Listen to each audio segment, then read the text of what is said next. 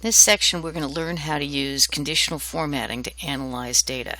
Now, conditional formatting is a very simple tool that's embedded in Excel. What we're using here for data is 11 years worth of data from the Snow Leopards Trust.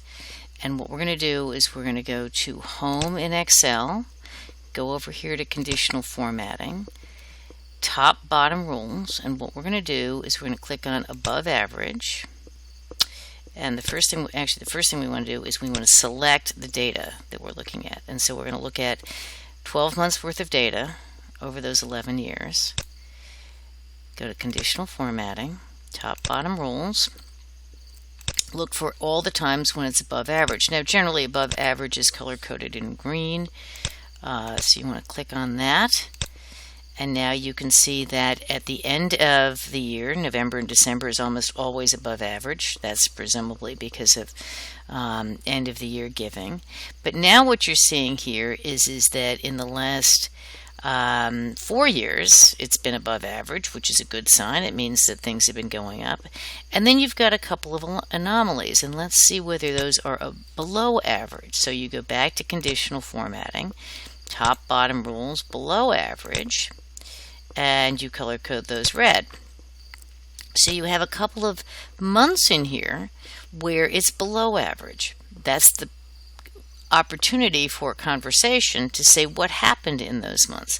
You might be able to go back to your social media data or your traditional media data or some other activity data that you can have and say, okay, what happened in these months that was different from other months?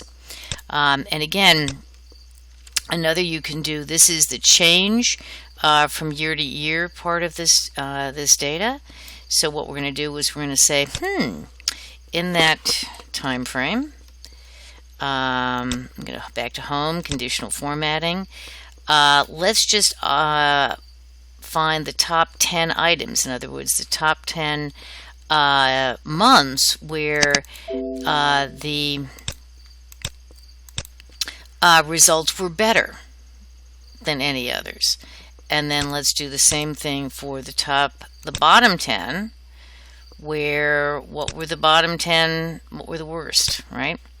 So again, what you're looking for is opportunities to identify excellence and also failures so you can figure out what's working, what's not working. So in this case, you can ignore this because this is, they don't have a data yet for 14 and for 2015. But you can say, okay, what happened in these months versus where you had some of the lowest changes, the least change, and the most change. So you can do this with any database, and it's a very valuable tool for analyzing results.